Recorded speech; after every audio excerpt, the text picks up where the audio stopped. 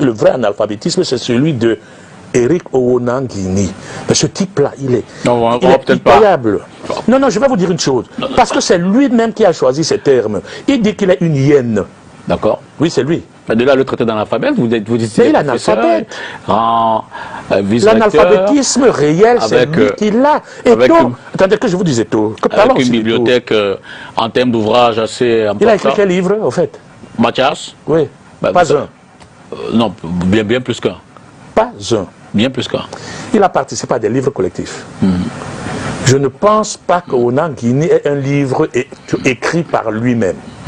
Mais ce n'est pas cet analphabétisme. C'est l'alphabétisme de la bonne pensée. Penser qu'il faut avoir un diplôme pour diriger, il n'y a pas pire analphabétisme que cela. Le diplôme n'est pas grand-chose à côté de cela. Et il y a dans cette catégorie intellectuelle dont il nous a défini lui-même que ce sont des hyènes. Il dit « je suis une hyène ». Il ne le savait pas, c'est là encore justement un autre alphabétisme. Il dit qu'il est un guinarou.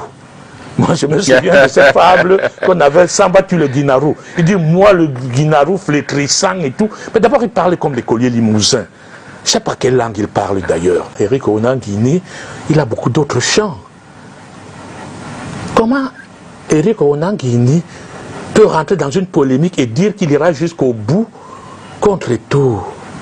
Il n'y a rien qui justifie. Ça part de quoi? J'aimerais bien savoir où ça a commencé. Chacun vous donne son truc d'où ça a commencé. Qu'est-ce que Owonangini allait à foutre dans la FECAFOOT?